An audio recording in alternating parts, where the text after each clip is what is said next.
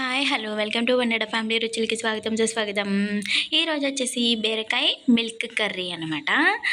ఇది ఎలా చేసుకోవాలి వీడియోలో అయితే చూద్దాము. ముందుగా నూనె పెట్టుకొని ఇందులోకి పోపు దినుసులు వేసుకొని బాగా వేగిన తర్వాత ఇందులోకి పచ్చిమిర్చిని కూడా యాడ్ చేసుకోవాలి. ఇలా పచ్చిమిర్చిని కూడా వేగిన తర్వాత ఇందులోకి 2 రెమ్మలు కరివేపాకును కూడా కడిగేసి వేసుకోవాలి. ఇలా చిట్టుపట్లాడతాయి మనకి. కరివేపాకు వేగిన తర్వాత ఆనియన్స్ ముక్కలు బీరకాయ ముక్కలు కూడా కట్ చేసేసుకోవాలి. ఇప్పుడు ఆనియన్స్ ముక్కలు అయితే వేసుకుందాము. మెయిన్లీ నేను ఈ వీడియో ఎందుకు చేశానంటే ప్రెగ్నెంట్ లేడీస్ కోసమండి. ఈ ఈ కర్రీ అనేది ఎక్కువ తీసుకోండి అందరూ అనేది.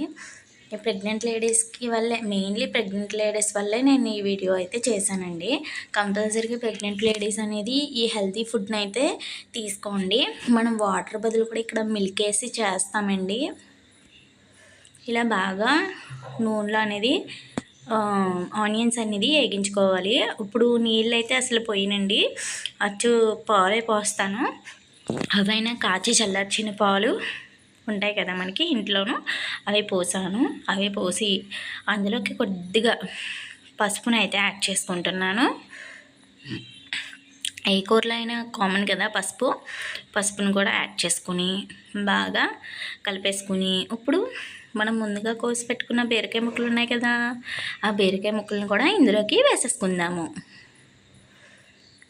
ఇలా వేసేసుకొని మనం ఇందులోకి రుచికి సరిపడినంత ఉప్పును కూడా యాడ్ చేసుకోవచ్చు. ఉప్పునే వాడాలండి మనం, సాల్ట్ అంత మంచిది కాదనమాట. ఎప్పుడు కూరల్లో వేసుకున్నా కానీ మనం ఉప్పునే వాడాలి. సాల్ట్ అనేది ఆడుకోవాలి, మీరు వేసుకోవాలి అనుకుంటే కనుక ఉప్పుని సాల్ట్ కింద చేసుకొని వేసుకోవచ్చు కూరలోను.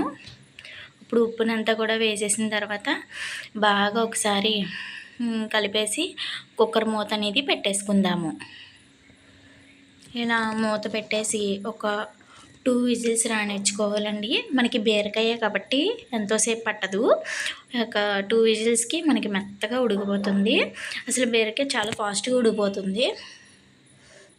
ఇలాగా దగ్గరకు వస్తుంది అనమాట కర్రీ అనమాట. నీళ్ళు ఇచ్చకపోతే మనం సర్వ్ చేసేసుకోవడమే. ఈ కూర నచ్చితే లైక్ చేయండి, షేర్ చేయండి, నా ఛానల్ని సపోర్ట్ చేయండి, అలాగే సబ్స్క్రైబ్ చేసుకోండి. బాయ్.